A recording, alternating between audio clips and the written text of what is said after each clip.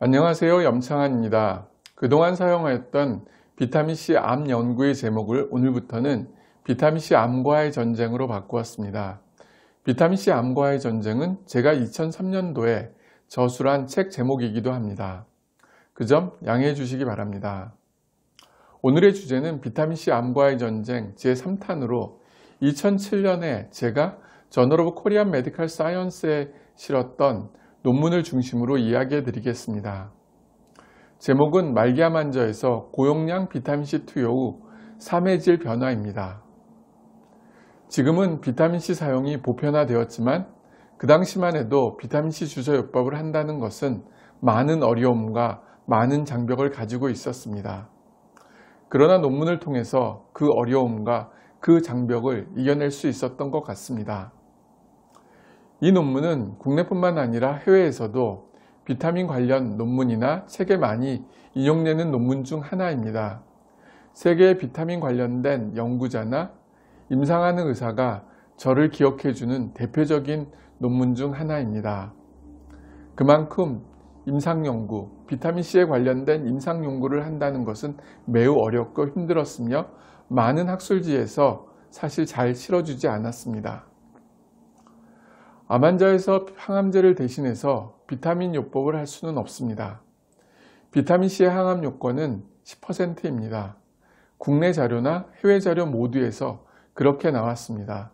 다만 항암제 효과를 높이고 환자의 삶의 질을 올리는 것은 무려 80%나 되기 때문에 암 환자에서 비타민C 주사 요법은 계속 추천을 받고 있습니다. 본 연구는 말기암 환자에서 비타민C 10g을 주 2회 투여하고 경구로 4g을 하루에 복용시킨 후 EORTC라는 삶의 질 평가 도구를 통해서 투여 전후로 비교 분석한 논문입니다. EORTC는 통 30문항으로 되어 있으며 전반적인 건강점수, 기능점수, 증상점수로 나눕니다.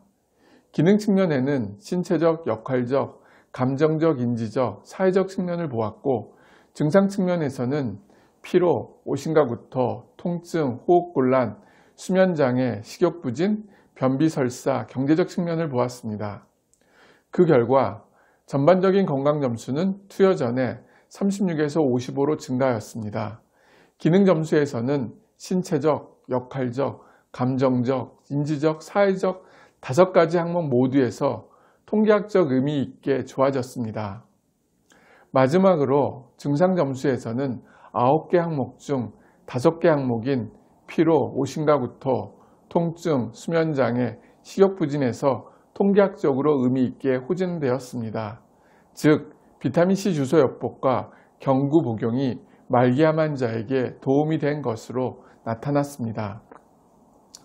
비타민C 암과의 전쟁은 1970년도 라이너스 폴린과 유한 카메론 박사로부터 시작되어 정말 긴 세월 동안 끈질기게 싸우고 있는지도 모릅니다. 시간이 지나도 한 가지 공통된 진실이 있습니다. 그것은 많은 암 환자들에게 희망을 주고 도움을 준다는 것입니다. 물론 예외적인 경우도 있습니다. 그 경우는 다음과 같습니다. 첫 번째는 G6PD 효소가 없는 환자입니다. 이 효소가 없는 경우 비타민C를 맞게 되면 요결설 혈뇨가 생기고 또 신장의 손상, 빈혈들이 와서 심한 경우에는 신장이 망가지는 경우까지 올 수가 있습니다. 그렇기 때문에 반드시 혈액 검사를 꼭 하고 하시는 게 좋습니다. 두 번째는 신장 기능이 안 좋은 환자입니다. 비타민C, 특히 고용량의 비타민C를 쓰게 되면 비타민C의 대사산물인 옥살산을 포함한 다양한 산물들이 신장을 통해서 빠져나가게 됩니다. 만약 신장 기능이 정상인 경우는 상관이 없지만 신장 기능이 안 좋은 사람에서는 오히려 이걸로 인해서 신장이 망가지는 경우가 생길 수가 있습니다. 그렇기 때문에 반드시 BUN 크레아틴이라는 신장 기능 검사를 확인한 후에 환자에게 비타민C를 투여하는 것이 좋습니다. 그리고 마지막으로 세 번째는 복수나 흉수가 너무 많이 찬 환자입니다.